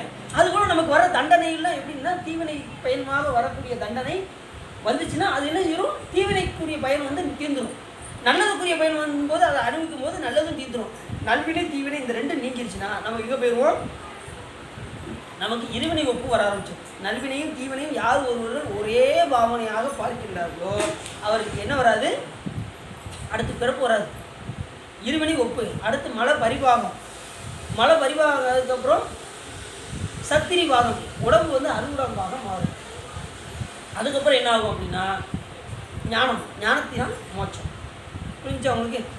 அப்போ எதன் காரணமாக அப்படின்னா அந்த தாய் அந்த பிள்ளையின் மேல் கொண்ட அன்பின் காரணமாக, அதே போல் சிவபெருமான் நம் மேல் கொண்ட அன்பின் காரணமாக இப்போ தேவர்களுக்கு இந்த துன்பம் நேர்ந்ததன் காரணம் என்ன அப்படின்னா அவர்கள் செய்த அந்த தக்கனுடைய வேள்வியில் நடந்த அந்த யாகத்தில் போய் கலந்து கொண்ட காரணத்தினால் சூரபத்மனிடம் என்ன செய்கிறாங்க, அவர்கள் துன்பப்படுகின்றார்கள். ஆனால் கரெக்டாக அந்த நேரம் முடிஞ்சதும் சிவபெருமான் என்ன பண்ணுவார், அந்த தீவினை பெயர் முடிந்ததும் மறுபடியும் என்ன செய்வார், அவர்களை ஆட்கொள்வார். இப்போ அந்த தருணம் வந்துருச்சு, அந்த தேவர்களை காக்கக்கூடிய தருணம் வந்து விட்டது. அதனால தான் என்ன செய்யறாங்க, ஒவ்வொரு ஆள்கிட்டையா யோசனை கேட்காங்க. இது என்ன, முதல்ல சிவபெருமான்ட்ட கேட்டாச்சு, அவர் அருள் புரிவன்னு சொல்லிட்டாரு. ஆனாலும் என்ன செய்யறாங்க, பிரம்மாட்டம் போகிறாங்க. இவர் இந்த மாதிரி அவர்கிட்ட ஒரு மகன் பிறப்பான், அவங்க மகன் தான் நம்மளுடைய துன்பத்தை நீக்க முடியும் அப்படின்னு சொல்லி பிரம்மாட்டம் போய் சொல்றாரு. பிரம்மா என்ன செய்யறாரு, இப்போ இவங்க ரெண்டும் பேசிக்கிட்டு இருக்காங்க, இந்திரனும் பிரம்மாவும் விஷயத்தை எடுத்து பேசிக்கிட்டு இருக்காங்க. உடனே பிரம்மா எடுத்து சொல்றாரு, சிவபெருமான் மிக கருணை கொண்டவர், அவருக்கு மிஞ்சிய தெய்வம் கிடையாது, அவரே கருணாமூர்த்தி, நம்முடைய தீவினை பயனை தீர்ப்பதற்காகத்தான் சிவபெருமான் என்ன பண்ணுறாரு, இப்படி ஒரு செயலை செய்கின்றார். அவர் செய்கின்ற ஒவ்வொரு செயலும் கருணை செயலே என்று பிரம்மா என்ன செய்கிறாரு, இந்திரன்ட்ட எடுத்து சொல்லிக்கிட்டு இருக்காரு. புரியுதா? கதை புரியுதா? அப்படி சொல்லும்போது அப்போது இந்திரன் அச்செயல் மிகவும் நல்லது என்று கூறி தேவர் கூட்டத்துடன் பின்னே வர நான்முகனாகிய பிரம்மன் வைகுண்டத்தை நோக்கி செல்ல. 2 பேரும் இப்போ இவங்க 2 பேரும் என்ன பண்ணிட்டாங்க, வைகுண்டத்துக்கு போக ஆரம்பிச்சிட்டாங்க. இப்போ ஒரு ஆள் யோசனை இல்லை, இப்போ அடுத்தடுத்து இன்னொரு ஆட்ட போகிறாங்க. பெருமாட்ட போய் இந்த விஷயத்தை போய் சொல்லுவோம் அப்படின்னு வைகுண்டத்துக்கு நேரம் அவங்க நோக்கி போகிறாங்க. ஞானம் யாவையும் நல்கிய புங்கவன் வாலிதாம் தம் மனோவதி நீங்குற மேலை வைகுண்டம் என்னும் வியநகர் ஆலயத்தின் அதன்கண் ஏகிறான். உடனே அந்த பெருமாளுடைய அந்த வைகுண்டத்துக்கு முன்னாடி வாயிலில் போய் நிற்கிறாங்க. யார்? இந்திரனும் பிரம்மாவும் நிற்கிறாங்க. எந்திரன் அந்த மனோவதி என்கின்ற நகரத்தை விட்டு நேரம் அங்கே போய் வைகுண்டம் என்கின்ற பெரிய நகரில் போய் அந்த கோயில் வாயிலை போய் அடைந்தார். நல்லது கடவுள் கண்டுக்கோங்க. பெருமாள் நம்ம என்ன செய்யக்கூடாது, நிந்திக்கக்கூடாது. அயனும் ஆளும் நமக்கு அந்நியம் இல்லை. யார் சொல்கிறா? திருமூல தேவநாயகர் சொல்கிறார். 3000 ஆண்டு வாழ்ந்த திருமூல தேவநாயகர் சொல்கிறாரு, அயனும் ஆளும் நமக்கு அந்நியம் இல்லை. நான் பெருமாளை வணங்க மாட்டேன் அப்படின்னு சொல்லக்கூடாது. பெருமாளை நான் பார்க்கக்கூட மாட்டேன் அப்படின்னு சொல்லக்கூடாது. அவர்கள் வணக்க செல்வதனால தப்பு கிடையாது. அவர்களெல்லாம் அடியார்களாக பாவிக்க வேண்டும். மற்ற தெய்வங்களெல்லாம் அடியாராக பாவித்து அவர்களுக்கு வணக்கத்தை சொல்லணும். வணக்கம் சொல்கிறதுனால ஒரு தப்பு கிடையாது. எல்லா உயிருக்குள்ள யார் இருக்கா? சிவன் வந்து சிலர் பார்த்தீங்கன்னா ஆஃபீஸில் வேலை பார்ப்பாங்க. அதாவது இவனுக்கு போய் நான் வணக்கம் சொன்னேன் பாரு அப்படிம்பாங்க. பார்த்துருக்கீங்களா? காலையில் இவனுக்கெல்லாம் வணக்கம் சொல்ல வேண்டியிருக்கு. மேனேஜருக்கு சொல்லுவாங்கல்ல, மேனேஜர் காலையில் இவனுக்கெல்லாம் வணக்கம் சொன்ன வணக்கம் சார் அப்படிம்பாங்க. உள்ளுக்குள்ளே வஞ்சகத்தை வச்சுக்கிட்டு வெளியில் வணக்கம் சார் அப்படிம்பாங்க. அப்புறம் வணக்கம் சார் இப்படி சொல்லுவாங்க. பார்த்துருக்கீங்களா? இது வந்து அப்படி வருத்தப்பட வேண்டிய தேவையில்லைங்கிறார். ஏன் அப்படின்னா அந்த உயிருக்குள்ளே யார் இருக்கா? இப்போ நீங்கள் வணக்கம் சொல்கிறீங்களே, அவருக்கு நல்லவராக இருந்தாலும் சரி கெட்டவராக இருந்தாலும் சரி அந்த உயிருக்கு உயிராக யார் இருக்காங்கன்னா சிவபெருமான் இருக்காரு. அவருக்கு நீங்கள் வணக்கம் சொல்வதாக நினைங்க. புரிஞ்சிச்சா? அப்போ நம்ம அவருக்கு மேலே நமக்கு என்ன வராது, கோபம் உதாரணங்கள் வராது. அதனால் எல்லா உயிருக்குள்ளும் ஈசன் இருக்கின்றார் என்கின்ற உணர்வு நமக்கு வராது. இப்போ ஒருத்தர் உங்களுக்கு வணக்கம் சொல்கிறாருன்னு வச்சுக்கோங்க. நீங்கள் என்ன நினைப்பீங்க? இப்போ உங்களுக்கு ஒரு ஆள் தானே வணக்கங்க வணக்கம், நம்ம மனம் குளிரும். நமக்கெல்லாம் வணக்கம் சொல்கிறாங்க. குளிருமா குளிராதா? குளிரும், கண்டிப்பாக குளிரும். உண்மை குளிரும். நீங்கள் என்ன செய்வீங்க? உங்களுக்கு சொல்வதாக நினைப்பீங்க. அப்படி நினைச்சா குற்றம். நமக்கு வணக்கம் சொல்வதாக நினைத்தால் குற்றம். நமக்கு உயிருக்கு உயிராக இருக்கக்கூடிய ஈஸ்வருக்கு சொல்கிறாருன்னு நினைக்கணும். நாம் திருப்பி வணக்கம் செலுத்தும் போது அந்த உயிருக்கு உயிராக இருக்கக்கூடிய சிவபெருமானுக்கு சொல்வதாக நினைக்கணும். நாம் வணக்கம் செலுத்துவதும் அவர்கள் வணக்கம் செலுத்துவதும். உதாரணம் சொல்கிறேன் பாருங்க. ஏற்கனவே உங்களுக்கு சொல்லியிருப்பேன் நினைக்கிறேன். டிரைவர் இருக்கார், பின்னாடி சீஃப் மினிஸ்டர் உட்காந்துருக்காரு. இவர் கார் டிரைவிங் ஓட்டிகிட்டே வர்றாரு. உடனே ஒரு இடம் வருது, 2 பேரும் இறங்குறாங்க. டிரைவர் இறங்குறாரு, சீஃப் மினிஸ்டர் இறங்குறாரு. எதுக்கு? அதிகாரிகள்லாம் வராங்க. அதிகாரிலாம் வந்து வணக்கம் சார்னு சொல்கிறாங்க. யாரை பார்த்து சொல்லுவாங்க? இவர் முன்னாடி நிற்காரு, நல்ல குழம்பு இருக்குங்க. டிரைவர் முன்னாடி நிற்காரு, பின்னாடி யார் இருக்கா? சீஃப் மினிஸ்டர் நிற்காரு. இப்போ எதுக்கு வர்ற அதிகாரிகள் யாரை பார்த்து வணங்குவாங்க? சார் வணக்கம் சார். முன்னாடி இருக்க பார்த்தீங்கன்னா முன்னாடி இருக்கிறவங்க முன்னாடி இருக்கிறவங்க முதல்ல இருக்கிறவங்க முன்னாடி இருக்கிறவங்க அப்படின்னு இருக்கு. ஆனால் அதிகாரிகள் வந்து யாரை சொல்லுவாங்க? டிரைவரையா சொல்லுவாங்க? சரி, அப்படியே சொன்னாலும் இந்த டிரைவர் என்ன நினைக்கக்கூடாது, நமக்கு சொன்னதாக நினைக்கக்கூடாது. பின்னாடி யார் நிற்கா? சீஃப் மினிஸ்டர் நிற்காரு, அவருக்கு சொல்கிறாருன்னு நினைக்கணும். இந்த டிரைவர் நமக்கு சொல்கிறாருன்னு நினைக்கக்கூடாது. இல்லைன்னா அது போல நாம் நமக்கு சொல்கிறதாக நினைக்கக்கூடாது. எதுக்கு வந்து வணக்கம் சொல்கிறவங்க நமக்கு சொல்வதாக நினைக்கக்கூடாது. என்ன உள்ள உயிருக்கு உயிராக இருக்கக்கூடிய சீஃப் மினிஸ்டராக இருக்கக்கூடிய சிவபெருமானுக்கு சொல்கிறாருன்னு நினைக்கணும். புரிஞ்சிச்சா? அப்படி வைகுண்டத்துக்கு போனாங்க. ஆரிச்சா சொல்லிடாதீங்க, வெளியில் சொல்லிடாதீங்க.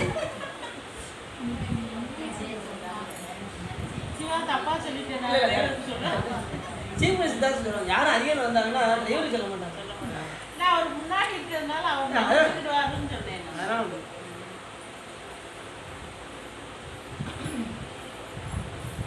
அப்போது அந்த பெருமாளுடைய சங்கும் சக்கரமும் தரித்துள்ள சேனையின் தலைவனான விஸ்வஞ்சயனன் அதனை பார்த்து சிவந்த கண்ணையுடைய திருமால் முன் சென்று இந்திரனுடன் பிரம்மாவே வந்திருப்பதை தெரிவித்தான்.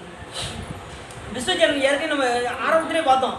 திகட சக்கரம் செம்முகம் ஐந்துலான், சகட சக்கர தாமரை நாயகன், அகட சக்கர இன்னுரை யாவுரை, விகட சக்கரம் மெய்ப்பதம் போட்டுருவாங்கிற பாட்டில் பார்த்தோம்ல முதல்ல.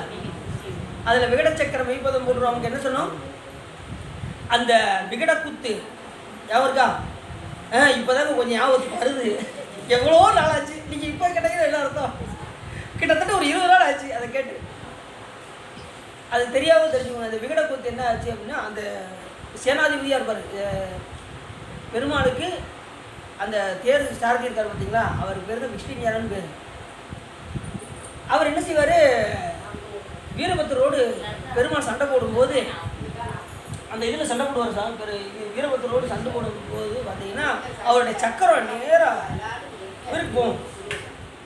சக்கரத்தை ஏவி விடுவார். சக்கரத்தை ஏவி விட்டாலும் வீரபத்திரோட கழுத்தில் மண்டையோடு இருக்கு பாருங்க. அந்த மண்டையோடுல ஒரு இது வந்து என்ன செஞ்சிடும், அந்த சக்கரத்தை பிடிச்சிக்கணும். நல்லா கொண்டிருக்காங்க. அந்த சக்கரத்தை பிடிச்சி வாங்கி நீக்கி அது திருச்சி மாதிரி அப்படி வாங்கி வச்சுக்கணும். உடனே விசிறிச்சார் அந்த சாரதி வந்து கேட்பா, அது என்ன செய்யும், நீ என்னை விகட கூத்தாடு அப்படின்னா தான் நான் தருவேன் அப்படின்னு சொல்லி சொன்னேன். உடனே அவன் விகட கூத்தாடுனதும் உடனே அதை கொடுக்கும் பாருங்க, கீழே போட்டுரும். கீழே போட்டதும் விழும் பாருங்க. விழுந்ததும் இவர் எடுக்க போவார் விஸ்வஞானன். உடனே விநாயகர் பெருமான் எடுத்து கையில் வச்சுக்கிடுவார் அந்த சக்கரத்தை. உடனே நீ எனக்கு அது அந்த ஆட்டத்தை எனக்கு ஆடி காமி அப்படின்னு சொல்லி விஸ்வஞானன் சொன்னதும் உடனே அவர் ஆடி காமிச்சதுக்கப்புறம் அந்த சக்கரத்தை விநாயகர் பெருமான் மறுபடியும் திருப்பி கொடுப்பார்.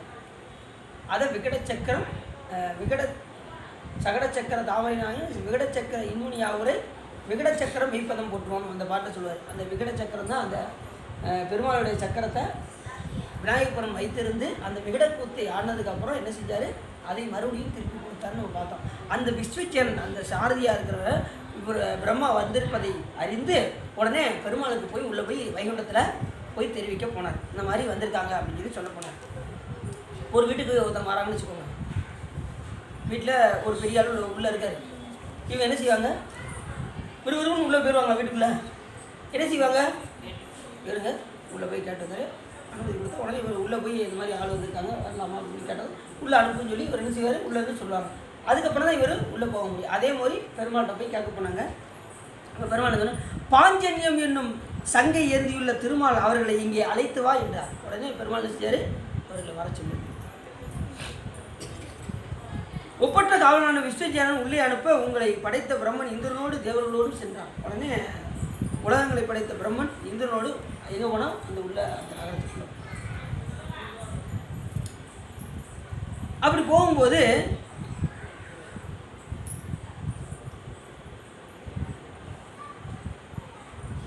அங்கே ஒரு சபா மண்டபம் இருந்துச்சு. அந்த மண்டபத்தில் அப்படியே சயன கோலத்தில் பெருமாள் அமர்ந்தது. எப்பயுமே பெருமாள் வந்து உட்காந்துருக்க மாட்டார், சயன கோலத்தில் தான் இருப்பார். சயன குளத்தில் இருக்கும்போது அவர் கீழே ஒன்று இருக்கும், பார்த்துருக்கீங்களா? என்ன இருக்கும், அந்த கரெக்டாக சொல்லிட்டாங்க சிவலிங்கத்தை. எந்த நேரமும் சிவ பூஜை பண்ணிக்கிட்டே இருப்பார் பெருமாள். அது நிறைய இடத்துல சிவலிங்கத்தை மட்டும் எடுத்துருவாங்க. அதுதான் வெயிலாக இருக்கணும். நிறைய கோயிலில் இருக்கும், சில கோயிலில் இருக்கும், சில கோயிலில் இருக்காது. பெருமாள் கோயிலில் வச்சுருக்க மாட்டாங்க, மற்ற கோயிலெலாம் இருக்கும், பெருமாள் கோயிலில் வச்சுருக்க மாட்டாங்க.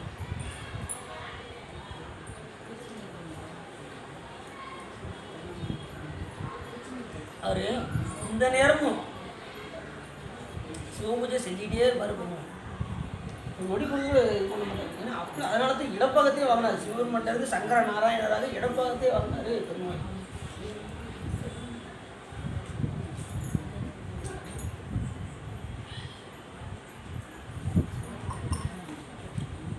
அப்படி அந்த சபாமண்டத்தில் திருமால் வீற்றிருந்தார். அன்னவாகனம் பெற்ற பிரம்மன் தேவலோகத்தை ஆளும் இந்திரனோடு அவனுடன் வந்த தேவர்களோடும் பாம்பு படுக்கையில் இருக்கும் தாமரை கடனாகிய திருமால் அழகிய திருவடிகளை தொழுதார். பிரம்மா போய் பெருமாளுடைய அந்த திருவடிகளை தொழுதார். அப்படி தொழும்போது நிலவுலகத்தை ஓரடியால் அளந்த பாதத்தை உடைய திருமால் அப்போது அருள் புரிந்து தன் புதல்வனான பிரம்மனுக்கு ஒரு ஆசனத்தை முறைப்படி கொடுத்து அமரச் செய்தார். ஒரே ஒரு ஆசனத்தை கொடுத்து. பெருமாளுடைய பிள்ளை யாரு? பிரம்மா, விஷ்ணுவுடைய குழந்தை. அவர் இந்த தொப்புல இருந்து அந்த மாதிரி பிரம்மா போட்டுப்பாங்க பார்த்துக்கீங்களா? அவருடைய புத்திரன் தான் அவர். உடனே தாமரர்கள் வீட்டிற்கும் பிரம்மனை பார்த்து உனக்கு பொருந்திய படைப்பு தொழில் தடையின்றி நடைபெறுகிறா? உடனே விசாரிக்கிறார், நல்லா விசாரிக்கிறார். எப்படி உன்னுடைய படைப்பு தொழில் நல்லா போய்கிட்டு இருக்கா? நம்ம ஒரு வீட்டுக்கு ஒருத்தவங்க வந்தாங்கன்னு வச்சுக்கோங்க, என்ன வேலையெல்லாம் அப்படிங்க போய்கிட்டு இருக்கு, நல்லா போய்கிட்டு இருக்கா அப்படின்னு சொல்லி ஒரு ஆளை பார்த்து கேட்போம்ல, அதே மாதிரி உன்னுடைய படைப்பு தொழில் நல்லா போய்கிட்டு இருக்கா அப்படின்னு பெருமாள் கேட்கிறார். உடனே அறிவு பொருந்திய சனக முதலிய 4 முனிவர்கள் என் மனத்திலே முற்காலத்தில் தோன்றினார்கள்.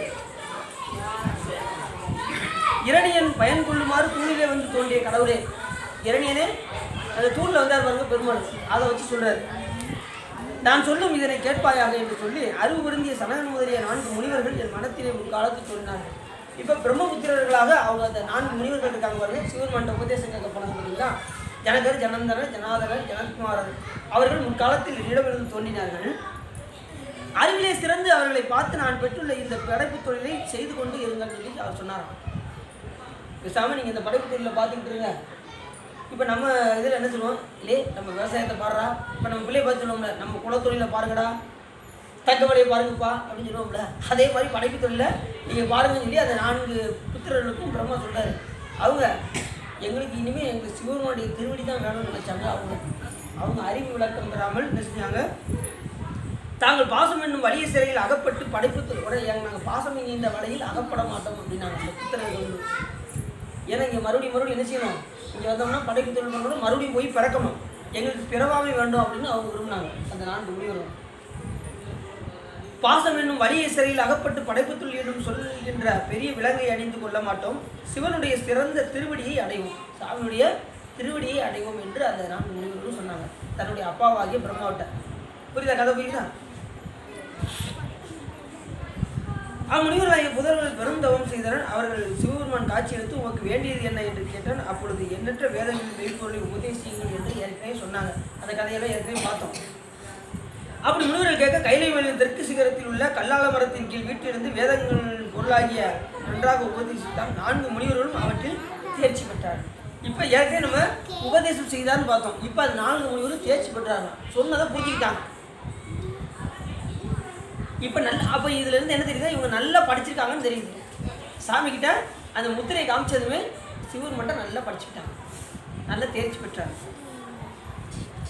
முந்தை வேதை முழுவதும் உணர்த்தியே எந்த ஏக இருநிலம் போந்துதம் சிந்தை ஒன்றும் திறன் அறிது ஆதலில் நொந்து பின்னரும் நோற்றலை போயினார்.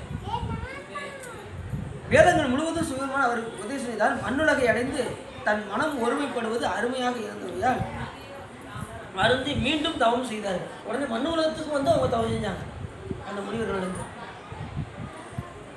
அப்படி அப்புதல்வர்கள் 4 தவத்தை செய்து பழைய நன்மையை பெற்ற தூய்மையான மனத்தை உடையவராக என்னை அடிமையாக கொண்ட சிவபெருமான் அருளால் நிலை பெற்ற கைலை மலைக்கு சென்றார். மறுபடியும் எங்கே போனாங்க? கைலை மலைக்கு.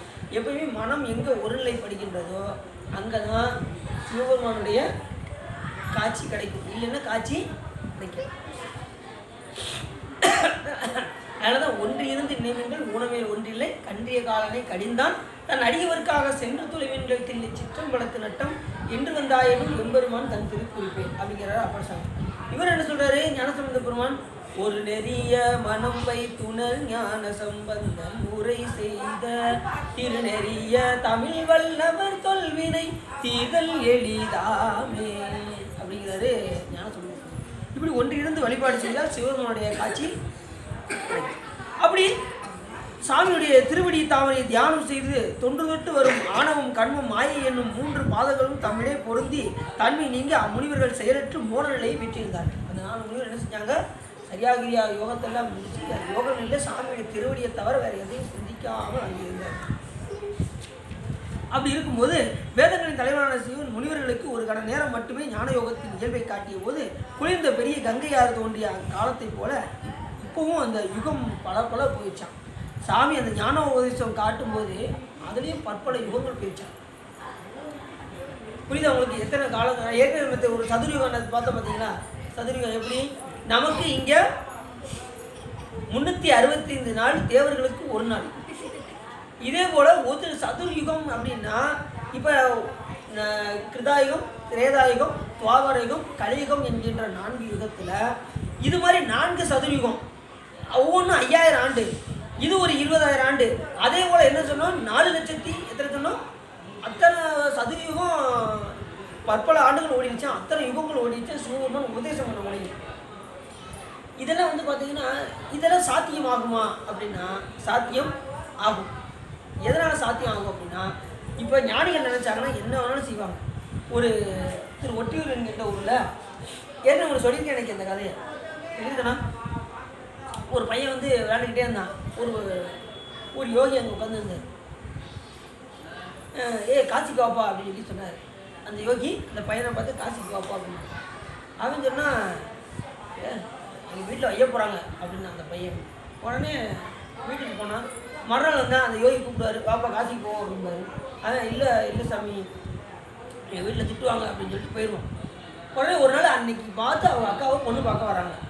அந்த பையனுடைய அக்காவை பொண்ணு பார்க்க வராங்க. உடனே அந்த வீட்டில் லேப்பி வெத்தலை பாக்கு வாங்கிட்டு வாடா அப்படின்னு சொல்லி அந்த பையனை விட்டு ரூபாயை கொடுத்து போயிட்டு வர சொன்னாங்க. உடனே அந்த பையன் என்ன பண்ணால் வேகமாக போய் வெத்தலை பாக்கு வாங்க போனான். அந்த நேரத்தில் அந்த யோகி என்ன பார்த்தாரு, அவனை பிடிச்சிக்கிட்டாரு. கேட்குறீங்களா? பிடிச்சிட்டு வாடா காசிக்கு போவோம்னு சொல்லி கூப்பிட்டு போயிட்டார். வெத்தலை பாக்கு வாங்க சொல்கிற நேரத்தில் எல்லாம் வெத்தலை பாக்கு வாங்க போனவனை கூப்பிட்டுட்டு காசிக்கு கூப்பிட்டு போயிட்டார். எத்தனை நாள் அவன் காசிக்கு போயிட்டு வராது? அந்த காலத்துலலாம் நடைபெறும் தான், இந்த மாதிரி பஸ்ஸெல்லாம் கிடையாது. போயிட்டு வந்தாச்சு. இல்லை வாடா ராமேஸ்வரம் போச்சு, இன்னைக்கு எங்கள் வீட்டில் எனக்கு திட்டு வாங்க போகிறேன், எனக்கு அடிக்க போகிறாங்க அப்படின்னு அந்த பையன் பயப்படுறான். ஆடா சும்மா வாடா ராமேஸ்வரத்துக்கு போயிட்டு வரோம். ராமேஸ்வரத்துக்கு போயிட்டு வந்துட்டாங்க. வந்துட்டு எந்த இடத்துல கூப்பிட்டு போனாரோ அதே இடத்துல கூப்பிட்டு வந்து விட்டுட்டார். கவனம் விட்டுட்டார். இவர் அந்த கடைக்கு வந்து நிப்பாட்டதும் உடனே வேகமாக கடையில் பெட்டி கடையில் போய் அந்த வெத்தலை பாக்கு வாங்கிட்டு நேராக வீட்டுக்கு போடுறான். எத்தனை நாள் ஆச்சு, இன்னைக்கு வீட்டில் என்ன செய்ய போகிறாங்களோ எது செய்ய போகிறாங்களோ அழுதுகிட்டே போகிறான். போய் உள்ளே பார்த்தா பொண்ணு பார்க்க வந்தவங்க அப்படியே உட்காந்துருக்காங்க. புரியுது அவங்களுக்கு? எத்தனை நாள் ஆச்சு? அந்த கன நேரத்தில் எவ்வளோ நாள் ஆகிப்போச்சு பார்த்தீங்கன்னா. இது போல தான் யோகிகளுக்கும் சாமி சிரிக்கிற நேரத்தில் எத்தனையோ யுகங்கள் என்ன ஆயிரும் போட்டி வாழ்ந்து. இந்த கன நேரத்தில் என்னென்ன நடக்குது பார்த்தீங்கன்னா. காசி ராமேஸ்வரம் போயிட்டு வந்துட்டாங்க இந்த ஒரு கன நேரத்தில். அப்போ சாமி செய்ய மாட்டாரா? அவர் எல்லாமே செய்வார். சிரிக்கிற நேரத்தில் எத்தனையோ யுகங்கள்லாம் போயிடும். எத்தனையோ யுகங்கள் யூடிக்காலங்கள்லாம் நிறைய தோன்றி படைஞ்சிடும். சாமி உலக உயிரிலெல்லாம் ஒடுக்கி மறுபடியும் வீழ தோற்றுவித்து அப்படி எத்தனையோ யுகங்கள்லாம் போயிடுமா சாமி சிரிக்கிற நேரத்தில். இதெல்லாம் எப்படி சாத்தியம்னா இந்த மாதிரி கதையில் தான் நமக்கு தெரிய வருது. இது அவங்களுக்கு சிவன் நினைச்சேன்னா கோயில் சுடுகாடு கொள்குடித்தோர் நல்லாடை தாயுமிலி தந்தையிலி தான் தனிய நாயிடினும் காயில் உலகனைத்தும் கல்பொடிகால் சாலம். சிவன் நினைச்சேன்னா இந்த உலகத்தை ஒரு நிமிஷத்தில் கல்பொடி போல அது அவருக்கு ஒருத்தருக்கே சாத்தியமாகும். நம்மளாலாம் முடியாது, மனிதர்களெல்லாம் சரி. அப்படி சாமி என்ன பண்ணாரு, அகிலத்தின் அன்னையான உமையை பிரிந்து சிவபெருமான் எச்சையிலும் செய்யாமல் யோகி போல் வீட்டிருந்ததால் முன்போல ஆணும் பெண்ணும் கூடிய புணர்ச்சி இல்லாமல், ஏற்கனவே நம்ம சொன்ன மாதிரி மறுபடியும் சொல்கிறாங்க, அவர் புணர்ச்சி இல்லாமல் இருந்தாங்க. எல்லாருமே ஒருத்தர் கூட முடியாமல் இருந்தாங்க. படைப்பு தொழில் அதனால் நின்று போயிருந்தது. உடனே எல்லாரும் யோகி போல் இருந்தாங்க. யாருக்குமே அந்த காம உணர்ச்சியே இல்லாமல் இருந்தாங்க. அப்படிலாம் சொல்லி கடைசி உறவினர்கள் ஒருத்தர் குற்றவியல் எதுவும் செய்யாமல் இருந்தாங்க. கலை நிறைய பெற்ற முனிலாவை ராகு என்னும் பாம்பு மறைப்பது போல தேவருடன் அரசாட்சி செய்த இந்திரன் புதல்வனான ஜெயந்தனை கொடுந்தொழில் புரிந்து சிறை வைத்தார். உடனே சூரபத்மனுடைய இதில் என்ன செஞ்சாங்க, ஜெயந்தனை கொண்டு போய் சிறை வச்சு ரொம்ப கொடுமைப்படுத்தினாங்க இந்திரனுடைய பையனை. கடைசி முருகப்பெருமான் தான் ஜெயந்தனுக்கு கனவுல வந்து காட்சி கொடுத்தாங்க. ஜெயந்தனுக்கு இந்திரனுடைய பையனுக்கு அப்படி காட்சி கொடுக்கும்போது ஜெயந்தனை ரொம்ப கொடுமைப்படுத்தும் போது கஞ்சி வாங்கி குடிப்பானா, கொசு விட்டு கடிக்க விடுவாங்க.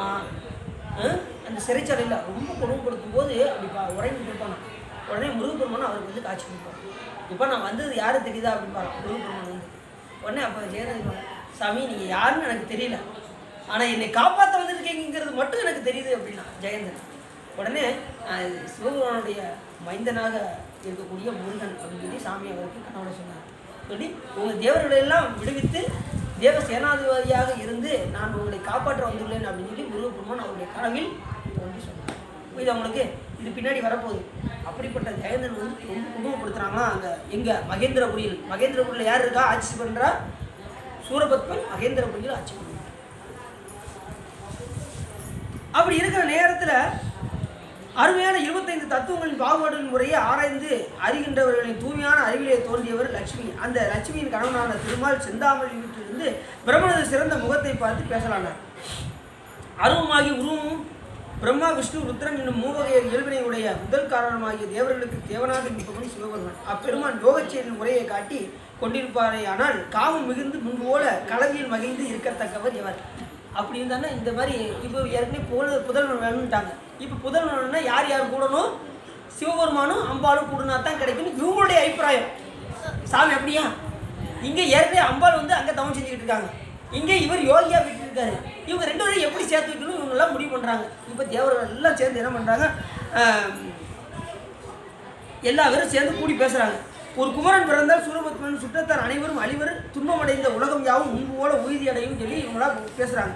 பேசும்போது குமரன் பிறக்கும் அந்த செயல் நிறைவேற்றுவதற்காக நான் ஒரு வழி கூறுகிறேன் அப்படின்னு சொல்லி யார் சொல்கிறா? பெருமாள் சொல்கிறார். உங்களுக்கு நான் எல்லாம் ஒரு வழி சொல்கிறேன். எவரும் மயக்கமடையும் அத்திரம் முற்றுமாறு ஒன்று அரைகுமன் அகிலம் தன்னில் எத்திரம் தருமால் கொள்ள வெய்திடும் காமன் தன்னை. அப்போ அவங்க ரெண்டு வத்தையும் சேர்த்து வைக்கணும்னா மலர்கடைகளை கொண்ட மன்மதனை ஏவி விடணும் அப்படின்னு அவங்க முடிவு பண்ணாங்க எல்லாரும். காமன் தன்னை உய்திடின் முனிவர்களுக்கு உணர்வு செய் மோனம் நீங்கி சக்தியை மணந்து சேயை தந்திரும் எந்த என்றான். அப்போ இவங்க என்ன பண்ணுறாங்க? மன்மதனை அனுப்புனா நம்ம தந்தையாகிய சிவபெருமானும் ஜனகன் முதலாளியருக்கு போதிக்கும் மௌனம் நீங்கி உமையை மணந்து குமரனை பிறக்க செய்வார்கள். ரெண்டு பேரும் மணந்து ரெண்டு பேருக்கு கல்யாணமாகி ஒரு குமரன் வந்துடுவான் அப்படின்னு இவங்களுடைய அபிப்பிராயம். இவங்களாம் முடிவு பண்ணுறாங்க. அப்படி முன்னதும் மலராசனம் தாமரை மலராசனமுடைய பிரம்மா திருமாலுடைய வழியின் பயனை உணர்ந்து என் தந்தையே கூறியது சரியான வழி அப்படின்னு இவங்க என்ன சொல்கிறாங்க. பிரம்மா வந்து தன் தந்தையாகிய விஷ்ணுவை பார்த்து சொன்ன அபிப்பிராயம் நல்லா இருக்குது, யோசனை நல்லா இருக்குது, இதையே செஞ்சிடும் அப்படின்னு இவங்கெல்லாம் முடிவு பண்ணுறாங்க. இவ்வாறு திருமால் கூறியது பிரம்மன் மனம் சம்மதத்தோடு எழுந்து திருமாலின் அழகிய திருவடிகளை வணங்கிவிட்டு அனுமதி கொண்டான். பின்பு பிரம்மன் தேவர்களோடு தேவர் தலைவரான இந்திரனோடு அங்கிருந்து அகன்று மனோதி நகரத்துக்கு கோயிலுக்குள் புகுந்து தாமரை மலர் ஆசனத்தில் மறுபடியும் பிரம்மா என்ன செஞ்சார்? அங்கே போய் அந்த ஆசனத்துக்கு போய் அமர்ந்தார். இவங்க எல்லாம் என்ன பண்ணாங்க? இப்போ சாமி உருவக்கம் தவம் செஞ்சுக்கிட்டு இருக்காரு, யோகிகளுக்கு உபதேசம் பண்ணிக்கிட்டு இருக்காரு. இங்கே அம்மா தவம் செஞ்சுக்கிட்டு இருக்காங்க. தவ நிலையில் என்ன செய்ய முடியாது, கூட முடியாது. அப்போ இவங்க ரெண்டு பேரையும் கூட வைக்க வேண்டும் என்று என்ன செய்கிறாங்க? இந்திரன் போய் பிரம்மாட்ட போய் உபதேசம் கேட்க, பிரம்மா அவர்கிட்ட போய் இன்னொருத்தர் யோசனை கேட்க, திருமால்கிட்ட போய் யோசனை கேட்க. அப்போ இவர்கள் எல்லாம் சேர்ந்து என்ன பண்ணுறாங்க? ஒரு ஐடியா பண்ணுறாங்க. எப்படியாவது சிவபெருமானை அம்பாளையை சேர்க்க வைக்க வேண்டும் என்று விரும்பி என்ன செய்கிறாங்க? ஒரு மன்மதனை ஏவிவிட வேண்டும் என்று விரும்புகிறார்கள். இது வரைக்கும் இந்த புராணம் முடியுது. மேறு படலம் முடிஞ்சு அடுத்து காம தகன படலம். காமனை எப்படி சிவபெருமான் எரிக்க போறாரு அப்படிங்கிறத நாம் நாளை பார்ப்போம் என்று சொல்லி இதுகாரம் உள்ளம் நிறைந்து உவகை சிறந்து நீங்கள் இந்த கந்தபுராணத்தை கேட்டதினால் உங்களுடைய வல்வினை கரைந்து திருவருள் உரையும் என்று சொல்லி திருப்புகழ் பாடி அடியின் உரையை நிறைவு செய்து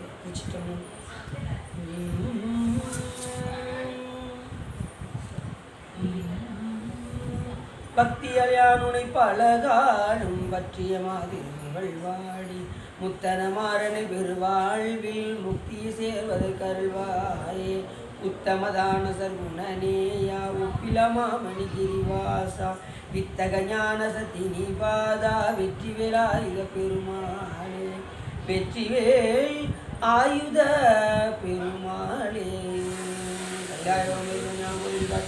என்னை பரிவாய்மை வேண்டாம் நந்திரிக்கோர் விஞ்ஞான பானுவாய் வீழாரும் தெரிவாள் நமச்சிவாயும் செயலாதி மரபுடையும் மரபு வான்முகில் வளாதிமிக மணிவனம் சுரக்க மன்னன் போன்முறை அரசு செய்க குறைவில்லா தீர்கள் வாழ்க நான்மறை அரங்கலோங்க நெற்றமும் வெண்மல்க மேன்மைகள் சைவ நீதி விளங்குக உலகமெல்லாம் அரகணம் பார்வதி பதையே சிவனையே போற்றி சிற்றம்பலம் தில்லை